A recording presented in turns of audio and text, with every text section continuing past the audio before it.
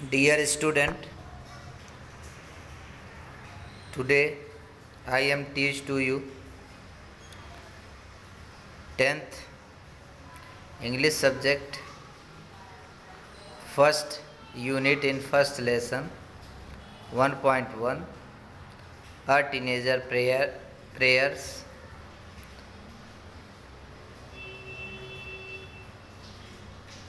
About that English workshop. तो आज बच्चों हम जो है इंग्लिश वर्कशॉप जो है किस प्रकार से सॉल्व करते हैं उसे हम सीखने वाले हैं। ध्यान से आपको समझना है। फर्स्ट है the choose the correct alternative and complete the given sentence. First question देखिए बच्चों, choose the correct alternative and complete the given sentence. दिए हुए वाक्य को पूर्ण करो। चूज द करेक्ट अल्टरनेटिव, सही विकल्प चुन करके। चूज माने चुनना, करेक्ट माने सही, अल्टरनेटिव यानी विकल्प। सही विकल्प चुन करके वाक्य पूर्ण, दिए गए सही विकल्प चुन करके वाक्य पूर्ण करो। फर्स्ट देखिए, ये जो दिया है, according to the poet dash are brought by each new day. अब इसमें हमको जो है चूज करना है कि पोएट के द्वारा क्या कहा गया है कि are brought by each new day, किस प्रकार से नया दिन आता है। इसमें दिया है न्यू बिगिनिंग्स और न्यू एंडिंग्स। तो देखिए बच्चों, जो पोएम में आया है एंडिंग नहीं आया है, यानी जो दिन की शुरुआत होनी चाहिए पोएट के अनुसार वह क्या है, नई बिगिनिंग, न्यू बिगिनिंग्स आना चाहिए, नई शुरुआत होनी चाहिए दिन का। तो इसमें जो बच्चों रहेगा वह क्या रहेगा, न्यू बिगिनिंग।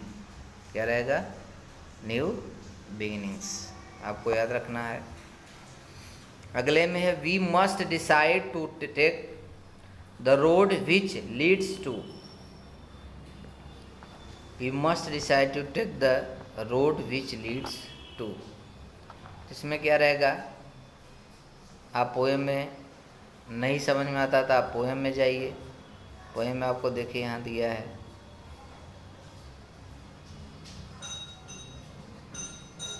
ग्रेट सक्सेस दिख रहा है। सेकेंड स्टैंजा है to leads to great success.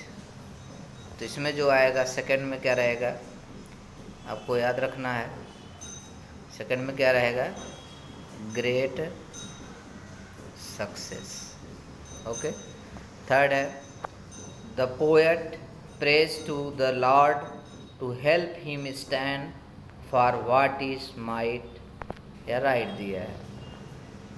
इसमें क्या रहेगा, यानी जो सही था हमने पढ़ाया था आपको, देखिए तो वो क्या है, राइट है। डी है the poet wants to see that his teenagers years have been the dash year of his life. इसमें भी क्या रहेगा, बेस्ट। आपको समझना है और उसको क्या करना है पोएम आप समझ जाएंगे तो उसको आसानी से आप क्या कर सकते हैं, कर सकते हैं। इसमें क्या रहेगा, न्यू बिगिनिंग्स। क्या रहेगा, न्यू बिगिनिंग्स। ओके।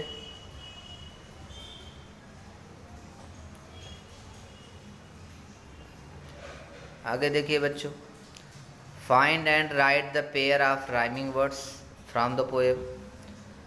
फाइंड यानी होता है प्राप्त करना, और राइट माने लिखो, द पेयर जोड़ा लिखो, ऑफ द राइमिंग वर्ड्स तुकांत शब्दों के क्या करने हैं, जोड़े लिखे हैं फ्रॉम द पोएम से। आपको पोएम से, कविता से प्राप्त करना है और उसे क्या करना है, लिखना है, और जोड़े को लिखना है। तो चलिए हम देखते हैं। तो जैसे तुकांत मतलब बच्चों जो जिसका तुक समान हो, यानी पढ़ने में क्या लगे वह समान हो, उसका अंत समान होना चाहिए। जैसे बच्चों देखिए यहाँ दिया है वे और यहाँ नीचे क्या दिया है, डे। अब देखो दोनों पढ़ने में कैसे लग रहे हैं, समान लग रहे हैं, यानी ऐसे क्या तुक समान मिलने चाहिए, अर्थ भले ही अलग हो लेकिन तुक क्या होने चाहिए, समान होने चाहिए। दूसरा आपको ढूंढना है, जैसे सी, क्या दिया है, सी, मी, सी मी। इसके बाद आपको ढूंढना है, ऊपर चलिए, ऊपर चलते हैं,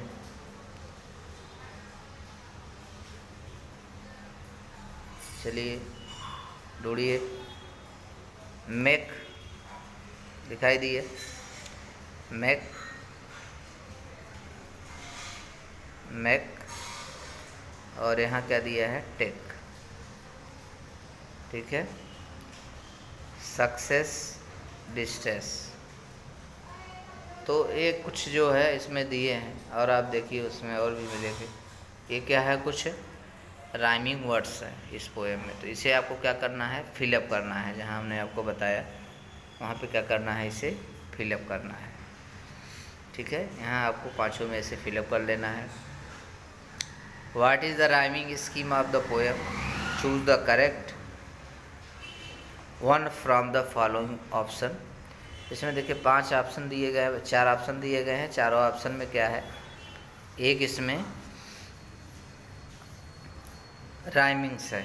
तो राइमिंग्स बच्चों जो होता है, राइम स्कीम किस प्रकार से पहचानते हैं, तो जैसे हमको देखना है, अगर हम फर्स्ट इसमें देखते हैं तो जैसे पहला stanza, is day brings new beginnings, this season I must make, I am the only one of the choose the road that I will take.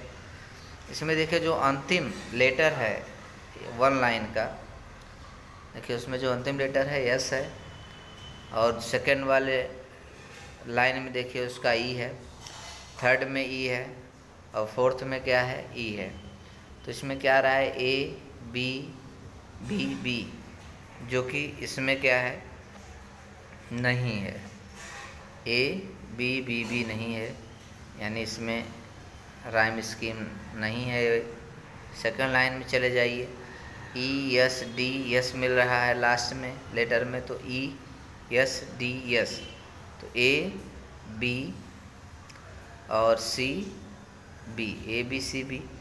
देखिए ए बी सी बी है क्या इसमें, अगर ए बी सी बी रहेगा तो क्या होगा, हाँ तो ए बी सी बी है। इसमें थर्ड जो है वही क्या है, इसका राइम स्कीम है इस पोएम में, तो हमने चूज किया, ए बी सी बी मिला। इसे हम आपको डिटेल्स में समझाएंगे ग्रामर पढ़ाते समय किस प्रकार से, और हम समझते हैं इसको। मैच करने के लिए दिया है column A column B, figure of speech पहचानना है, सेंटेंस दिया है और फिगर ऑफ स्पीच पहचानना है। फिगर ऑफ स्पीच का मतलब क्या होता है, फिगर ऑफ स्पीच का मीन होता है, फिगर ऑफ स्पीच इसका मतलब होता है अलंकार, जो हिंदी में क्या बोला जाता है, अलंकार। इसको हम डिटेल्स में आपको बताएंगे, जैसे एपोस्ट्रॉफ दिया है, इन्वर्जन दिया है, मेटाफर, एलिट्रेशन दिया है, ये सब क्या है, फिगर ऑफ स्पीचेज हैं। लेकिन इसको आपको समझना पड़ेगा, उसके लिए हम डिटेल्स में आपको इसका डिफिनेशन या अदर चीज़ें हम आगे बताएंगे। आगे का फॉर्मेट देख लेते हैं, चलिए 7 नंबर देखते हैं, रीड द पोएम। कविता को हमको पढ़नी है, and the appreciation of the poem in about 12 to 15 sentence with the help of the following points. आपको 12 से 15 सेंटेंस क्या करना है, जो पॉइंट्स दिए गए हैं नीचे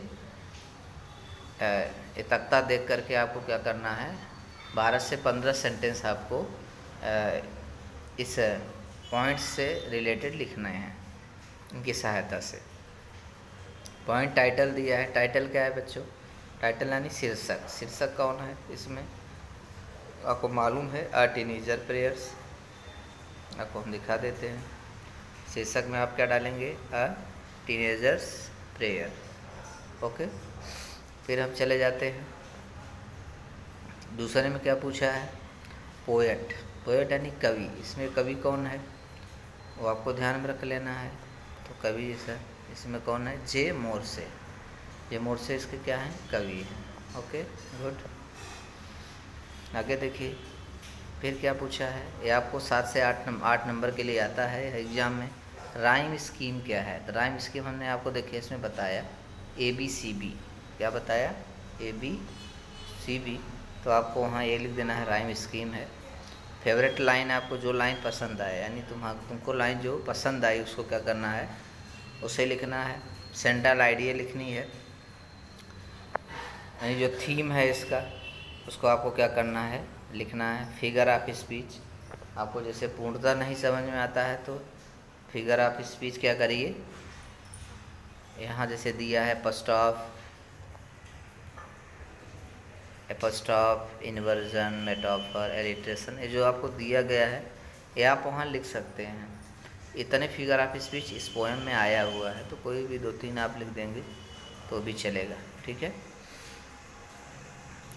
फिर क्या है, special features types of the poem. तो टाइप ऑफ पोएम जो है एक लिरिकल पोएम है। लैंग्वेज क्या है वो आपको लिखनी है, जैसे लगे स्टाइल, टोन लिखना है, इम्प्लाइड मीनिंग लिखना है, जो आपको इसमें मीनिंग इम्प्लाइड किया गया है उसे लिखिए। फिर लास्ट में दिया why I like dislike the poem, तुम क्यों इसे पसंद करते हो या नापसंद करते हो, उसको क्या करना है 1 सेंटेंस में और 2 सेंटेंस में आपको क्या करना है, लिख देना है। सिंपल है बच्चों, इसको ट्राई करिए, ट्राई करेंगे तो ज़्यादा समझेगा। और दैट्स पोएम ऑरेंट्स, लाइटली से आप करिए, पूर्णतः आपको समझेगा। आज के लिए इतना ही, थैंक यू।